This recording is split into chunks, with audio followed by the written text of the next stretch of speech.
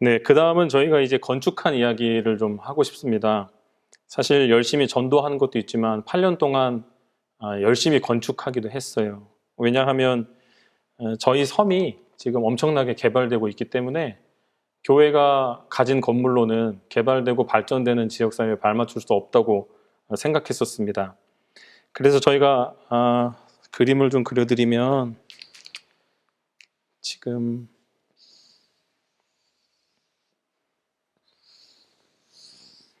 이게 서해예요. 이게 바다고. 그리고 지금 여기가 홍성입니다. 홍성. 여기는 이제 내포 신도시가 들어왔죠. 그리고 홍성에서 서해안 고속도로 홍성 IC를 타고 나오면 여기서부터 이제 태안이 시작되거든요. 이 태안 끝에 오면 영목이라는 항구가 있습니다. 저희 섬이 영목항에서는 1.7km 떨어져 있고요. 홍성 IC에서 서해안 고속도로를 타고 밑으로 더 내려오시면 대천이 여기 있어요. 대천. 해수욕장 다니시는 그 해수욕장, 대천 해수욕장이 여기 있습니다.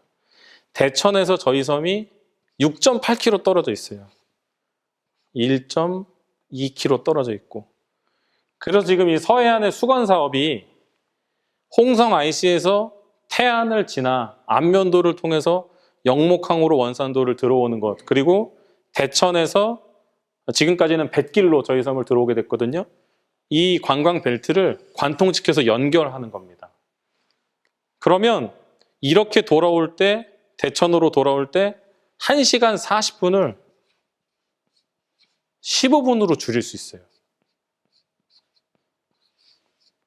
저희 섬이 이런 혜택을 누리고 있습니다. 그리고 이 15분으로 단축된 원산도 안에 대명 리조트가 들어와요.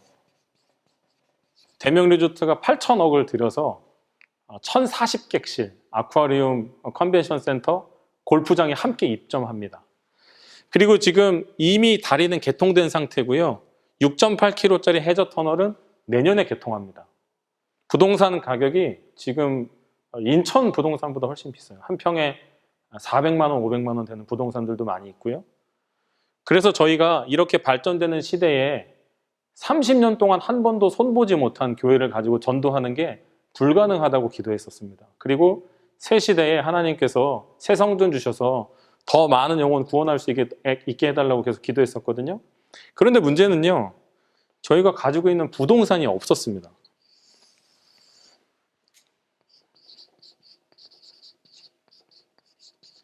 제가 프리지파이를 통해서 저희 교회 지도를 제가 올려드렸는데요.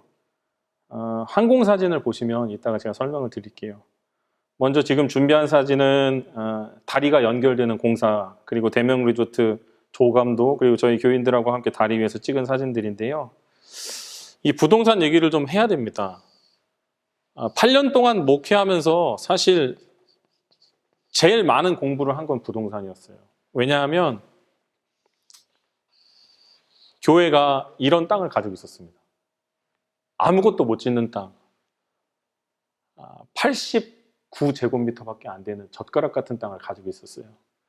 그리고 마을 진입로는 여기 있었고요. 교회는 비포장도로로 올라다녔습니다. 그래서 지적도를 확인했더니 여기에 도로가 있더라고요. 그런데 교회는 이미 도로랑 많이 떨어져 있었어요. 그리고 교회가 사유지를 두 필지를 침범했는데 여기도 사유지가 있고 여기 전체가 다 사유지였어요. 그리고 교회는 이렇게 지어졌습니다. 이렇게. 그래서 처음에 저희가 사유지 위랑 아래를 침범하고 있는 사유지를 비싼 가격을 주고 사들였어요. 그리고 여기에 지나는 국유지 도로를 매입했습니다. 두 번째로. 그리고 진입로를 위해서 여기 있는 밭을 사들였어요. 그래서 지금 건축허가를 득해서 건축을 했거든요. 저희가 이 건축 이야기를 하면서 이 건축이 전도와 어떻게 연결됐는지 최종적으로 설명을 드리겠습니다. 저희가 이제 부지 매입한 이야기들이 기록돼 있어요. 2015년 10월 21일 사택과 교회 건물이 침범한 사유지를 매입했고, 그리고 그 해에 이걸 매입하면서 이중 경계선에 따른 경계 정정이 있었습니다. 그리고 2017년에는 보령시청과 합의해서 교회가 침범한 180제곱미터 도로를 사들였고요. 그리고 2018년에는 제가 아까 말씀드린 이 밭의 일부를 사들여서 4m 진입로를 확보했습니다. 2019년 4월 5일 건축 허가를 득했고요. 5월 3일 날 기공 예배를 드렸고, 5월 17일 철거했고, 12월 19일까지 공사를 진행해서 사용 승인을 득했습니다. 교회가 어떤 땅을 가지고 있었는지 정확하게 아실 수 있으세요? 그래서 교회가 땅을 이렇게 샀고요, 이렇게 샀고요, 또 진로를 냈고, 최종적으로 이제 건축을 해야 되는데 건축할 수 있는 상황이 안 됐습니다. 저희 교회가 가지고 있는 도면은 건축비만 6억짜리 도면이었어요. 그런데 저희 교인들이 네 번째 4차 약정으로 실제 보유하고 있는 금액이 2억 1천만 원에서 3억 사이 정도 됐었습니다. 부동산을 3번 구입하고 건축비, 부대비를 다 합치니까 또 교회에 들어가는 기물까지 계산하니까 8억이 넘어가더라고요. 그래서 홈페이지를 통해서 10만 원씩 건축 선교사 3,000명을 모집했고요. 100만 원씩 건축에 선교할 수 있는 교회 200교회를 모집하기 시작했었어요. 그래서 결국은 23교회가 참여했고 12개 기관 289명의 성도가 이 건축에 참여해서 8억짜리 예배당을 빚 없이 지을 수 있었습니다. 네, 저희 교회가 지금까지 부동산을 어떻게 구입했었는지 사진으로 보셨고 또 제가 설명드렸죠. 저는 그렇게 생각해요. 작은 교회에서 큰 사역을 할 수 있었던 이유는 하나님께서 사람을 붙여주셨기 때문이라고 생각합니다. 처음에 부동산에 대해서 컴플레인이 들어오고 옵션을 3개 제시하더라고요. 월세를 내면서 교회를 계속 진행하시던지, 아니면 교회가 침범하고 있는 만큼을 구입하시던지, 아니면 철거해달라. 그런데 그때 제가 할 수 있는 게 뭐가 있었겠어요? 기도하면서 교인들을 설득해서 우리 여기다 부동산을 구입해보자. 그럼 교인들이 묻습니다. 목사님, 이 땅 산다고 우리가 교회 지을 수 있나요? 아니요, 그건 잘 모르겠어요. 그럼에도 불구하고 우리가 해야 될 일이라면 해야 되지 않습니까? 교인들이 처음에 이렇게 얘기하더라고요. 부동산 사느라 돈을 다 쓸 텐데, 교회가 가지고 있는 돈을. 그럼 그때는 어떻게 하시겠습니까? 그래서 제가 그랬어요. 하나님이 또 사람을 붙여주시지 않겠냐.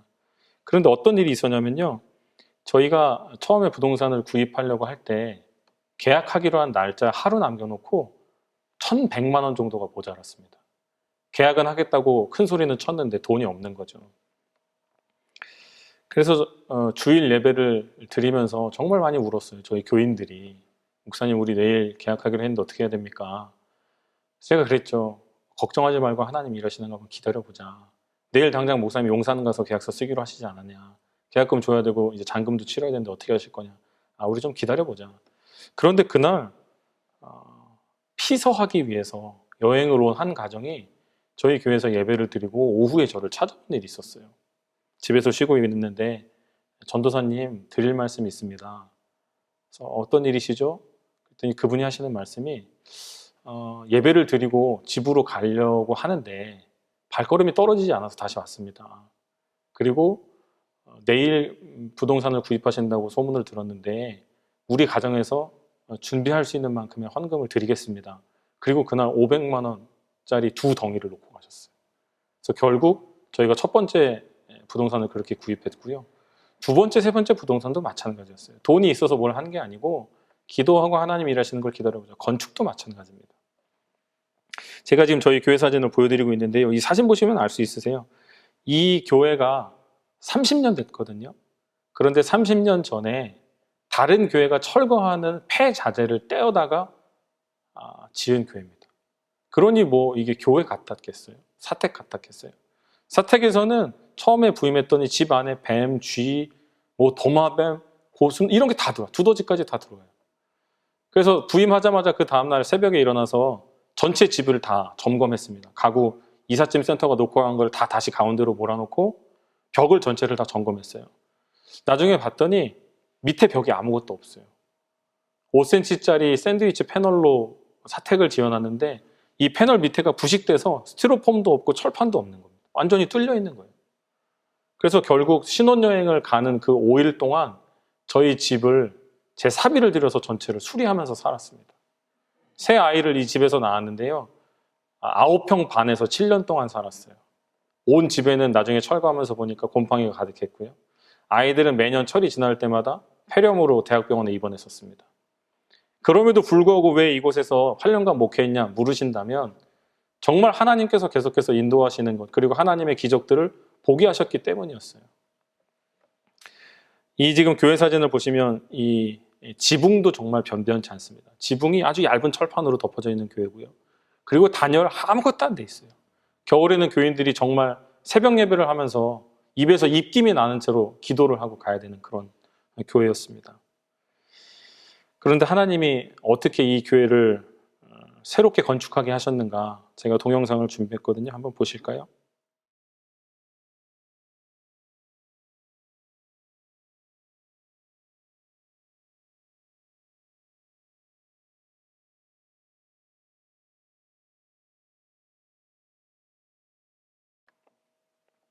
이게 헬리캠으로 저희 건축한 교회를 찍은 영상입니다. 원산도가 새 시대가 열리고 제일 처음으로 저희 교회가 준공을 득했고요. 그리고 원산도에 엘리베이터를 가진 유일한 건물입니다. 현재 지상 3층짜리 건물에 1층은 뱀하고 지네가 많아서 살 수가 없어요. 그래서 1층 안 지었습니다. 1층에는 전체 기둥 필로티 구조로 마감을 하고 2층에 예배당, 다목적실, 화장실, 그리고 사무실, 3층에 사택이 올라가서 지어진 그런 건물이에요. 이 건축 이야기를 하면 정말 할 말이 많습니다. 건축을 하기 위해서 얼마나 많은 손길들, 얼마나 많은 기도가 있었는지 몰라요. 특별히 저는 이 교회를 건축하기 전에 손을 잘리는 사고를 당하게 됐었습니다. 그리고 저희 세 아이는 정말 어려움 중에 나왔어요. 큰아이, 둘째 아이, 셋째 아이 모두 다 사연이 있어요. 큰아이는 산부인과에 가서 기형아 검사를 했더니 심장이 반짝거린답니다. 초음파가 들어갔다가 다시 그냥 튕겨져 나오는 거예요. 구멍이 있다는 말이더라고요. 그래서 병원에서 계속 이 아이에 대해서 재검사합시다. 그리고 나중에는 뱃속에 있는 아이에까지 주사바늘을 찔러서 이 아이의 혈액을 꺼내서 이 아이가 건강한지 건강하지 않은지 검사하자고 하더라고요. 그래서 이 아이를 낳기 위해서 제가 40일 저녁 금식을 2번 했어요. 성경을 3독이나 했습니다. 그리고 정말 믿음으로 나왔어요. 하나님, 이 아이의 심장이 약하면 우리가 이 아이를 섬에서 키울 수 없습니다. 하나님이 치료해 주세요. 그리고 이 아이가 건강하게 태어났어요. 둘째 아이 땐 그런 일이 없을 줄 알았습니다. 둘째 아이를 처음에 이제 태아 검사를 위해서 병원에 갔더니 이 아이는 다운 증후군을 가질 가능성이 매우 크다는 거예요. 다른 사람들은 몇 천만 분의 1 또는 몇 천분의 1, 몇만 분의 1 이렇게 나오는데 얘는 32분의 1 이 정도 나오더라고요. 그러니까 이런 아이는 32명이 태어나면 그 중에 하나가 다운 증후군 또는 터너나 에드워드 증후군을 가진 아이라는 거예요. 그래서 똑같이 기도해서 나왔어요. 하나님이 아주 건강하게 아이를 낳게 하셨고, 셋째 아이는 정말 심각했습니다. 셋째 아이는 태아 심장으로 가는 3개의 혈관 중에 하나가 막혔어요. 그래서 3개가 감당해야 할 일을 2개가 감당하느라 하나의 혈관이 늘어지기 시작했고요. 그리고 심방 사이에 심방 중격 결손이 아주 큰 구멍이 있었습니다. 그래서 새로 생성된 피랑 나중에 몸을 돌고 돌아온 더러운 피가 믹싱되는 거예요. 그래서 피 안에 산소 농도가 떨어지고 뱃속에 있을 때부터 이런 아주 중증 질환을 가진 아이였어요. 그리고 저희가 다니던 산부인과에서요, 이 아이는 태어나자마자 개흉 수술을 해야 되는데 이 수술을 할 수 있는 병원이 우리나라에 몇 개 안 된다고 얘기하더라고요. 그래서 이 아이를 품고 서울에 있는 아주 유명한 병원에 갔습니다. 그랬더니 똑같은 얘기를 하는 거예요. 이 아이를 낳는다면 아마 언니 둘이 굉장히 불행할 거다. 그리고 이 아이가 태어나는 것 때문에 이 가정이 어려움을 겪을 거다라고까지 얘기하더라고요. 그래서 어떤 어려움이 있습니까? 그랬더니 아이가 우선 큰 수술을 버텨야 살 수 있고, 태어나자마자 그 수술이 평생 몇 번 이어져야 되고, 그리고 대학병원 근처에서 이 아이를 키워야만 아마 살 수 있을 거다라고 얘기했었어요. 산소 포화도 검사를 집에서 검사할 수 있어야 되고, 집안에 산소통이 있어야 되고, 청색증이 올 때마다 이 아이를 대처할 수 있는 그런 의료 기술들이 있어야 되겠다고 이야기했었습니다. 할 수 있는 게 뭐가 있겠어요? 하나님, 이제 부동산 거의 다 구입했어요. 이제 건축해야 됩니다. 그런데 이 아이가 건강하지 못하면 우리는 여기서 사역할 수가 없습니다. 하나님 건강하게 해주시고 이 아이를 낳아서 기를 수 있는 환경을 주십시오라고 기도했었습니다. 하나님이요 정말 묘하게 만들어 가시더라고요. 이 아이를 뱃속에서 완전히 치료하시고 막혔던 혈관이 개방되고 심방에 있었던 중격 결손들이 다 없어지게 해서 태어나게 하셨어요. 그리고 이제 건축을 시작한 거예요. 건축할 때는 얼마나 어려움이 많았는지 아십니까? 저희가 아까 전도 얼마나 열심히 했는지 설명드렸죠. 마을을 위해서 어떤 좋은 일들을 했고 전도하기 위해서 얼마나 노력했는지 도서를 2,500권 기증하고 전체 안 검진해드리고 내과 초음파를 했고 그리고 전체 안 검진 중에 가장 중증 질환자 4명을 개안 수술해드렸고 그 외에도 뭐 얼마나 많은 일들을 했겠어요. 그런데 저희 그 교회 바로 밑에 집에서 민원을 29개를 집어넣었습니다. 건축을 진행하다가 3일 동안 건축 현장이 멈추었던 적도 있고요.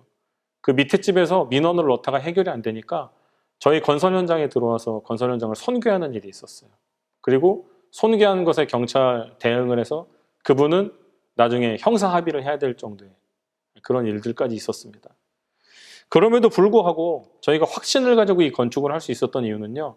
하나님이 이 성전을 기뻐하신다는 확신이었기 때문에 그리고 하나님이 분명히 새 시대를 열어주셨기 때문에 우리를 통해서 정말 더 많은 영혼을 구원하기를 원하신다. 전도의 사명 감당하기를 원하신다는 확신이 있었어요. 제가 여러분들에게 도전하고 싶습니다. 기적이 사라진 시대라고 하지만 하나님은 지금도 기도하며 일하는 자에게 기적을 주시는 분이에요. 제가 8년 동안 사역하기 위해서 고군분투하고 정말 노력하고 애쓴 일들 하나님이 하셨다고밖에 고백할 수 없습니다. 그리고 주어진 작은 사명에 충성하면 하나님은 분명 더 큰 사명 맡기심을 기억하며 우리가 헌신해야지요. 그렇게 될 때 우리가 함께 걷는 이 길에서 언젠가 만나서 웃을 수 있지 않겠습니까? 제가 이제 사진 하나 더 준비했어요. 저희 교회가 30주년을 기념해서 새 성전을 봉헌하면서 우리만 이렇게 큰 복을 누리지 말자. 하나님이 우리에게 빌딩의 복을 주셨는데 이 새 성전이라는 정말 멋지고 큰 하나님의 꿈을 보게 하셨는데 이제 우리도 이걸 흘러넘치게 해야 되지 않을까. 그래서 저희가 아프리카 투르카나의 구치 교회를 함께 봉헌했습니다. 그런데 이 봉헌한 이야기도 참 묘해요. 저희 교회를 처음에 건축하고 봉헌하겠다고 하나님 앞에 서원하고 하나님이 나를 살려만 주신다면 제가 손을 크게 다쳤을 때 내가 이 성전을 건축하겠습니다라고 서원했거든요.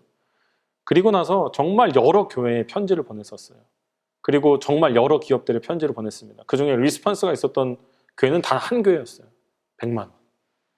하나님 우리가 이렇게 큰 교회를 지어야 되는데 도움의 손길이 적습니다. 그리고 나서 제가 혈압이 174까지 오르더라고요. 일은 벌렸는데 되는 일이 없으니까. 병원에 갔더니요. 당장 혈압약을 먹지 않으면 뇌가 터질 수도 있다고까지 얘기했었어요. 그래서 기도하면서 하나님 함께 일할 자를 붙여주십시오. 내가 이 일을 감당하기 어렵습니다라고 고백했었어요. 그랬더니 그때 하나님께서 여기저기서 일할 사람들을 붙여주시는데 도면을 그릴 사람을 붙여주시고 돈을 낼 사람을 붙여주시고 그리고 이 모든 일들을 어레인지할 사람들까지도 붙여주시더라고요.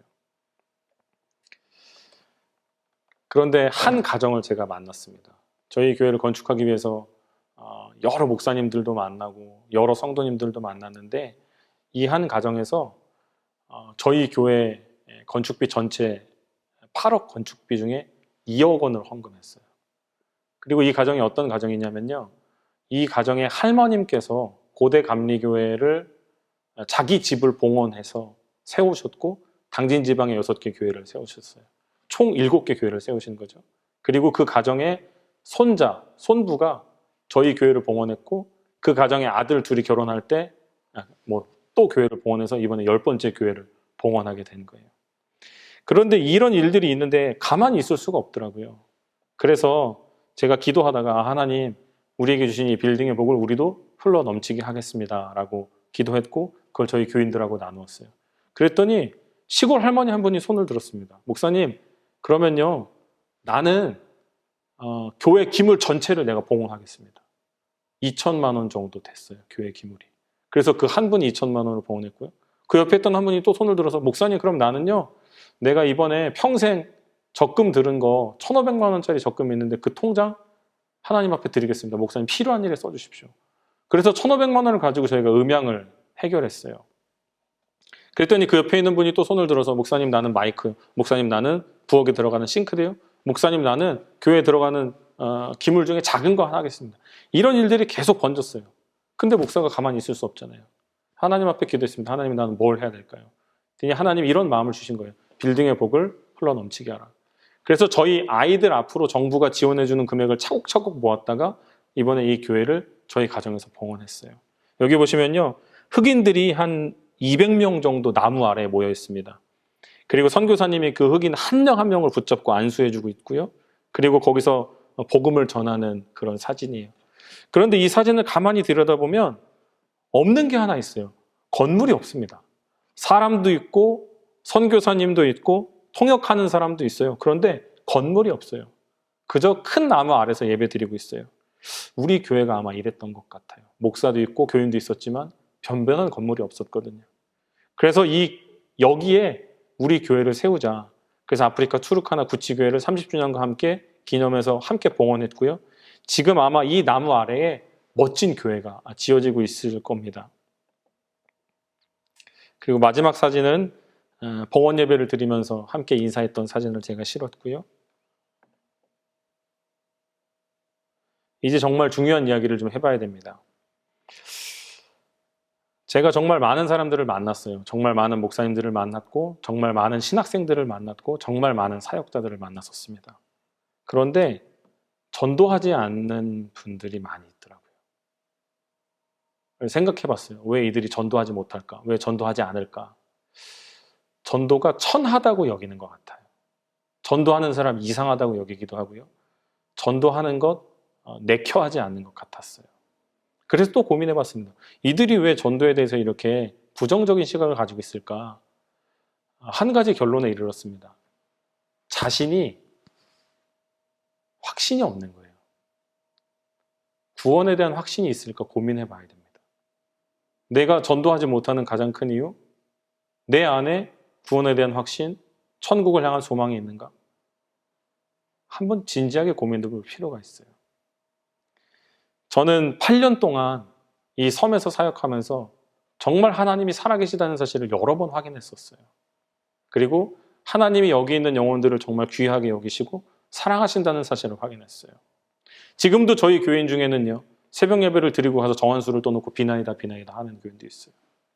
그럼에도 불구하고 하나님이 이들을 정말 사랑하시더라고요. 하나님은 우리를 사랑하셨던 것처럼 이 땅에 있는 모든 사람들을 사랑하세요. 그리고 이 땅에 있는 모든 사람들에게 구원의 빛을 지금도 비추고 계십니다. 하나님의 녹화하심 앞에 반응하는 사람들이 있고 반응하지 못하는 사람들이 있을 뿐이에요. 그렇다면 우리가 나서서 이들이 하나님 앞에 반응할 수 있도록 도와줘야 되지 않을까요? 한글을 모른다면 한글을 가르쳐서라도 말씀을 읽게 하고, 그들이 교회에 나갈 수 없다면 손을 붙잡아 일으켜서라도 그들을 끌어내야 되지 않을까요? 또 우리가 준비하는 말씀, 우리가 준비하는 예배에 이들이 왔으면 좋겠다는 소망을 담아야 된다고 저는 믿습니다. 그렇게 될 때 우리가 정말 원하는 하나님의 나라가 이 땅에 임하는 것이고요. 그렇게 될 때 하나님께서 기뻐하시는 일들이 우리를 통해서 진행된다고 저는 확신합니다. 오늘 제가 장황하게 저희 교회 목회 이야기, 전도의 이야기들을 소개해 드렸습니다. 중요한 것은 하는 겁니다. 두잉하지 않는다면, 내가 맡은 자리에서 해야 할 일을 하지 않는다면 하나님의 역사는, 하나님께서 일하시는 것들은 드러나지 않을 거예요.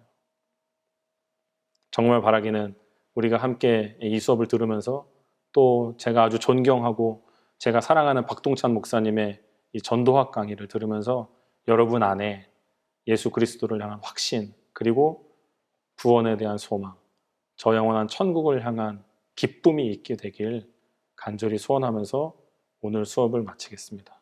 지금까지 시청해 주셔서 감사합니다. 구치교회 황선필 목사였습니다.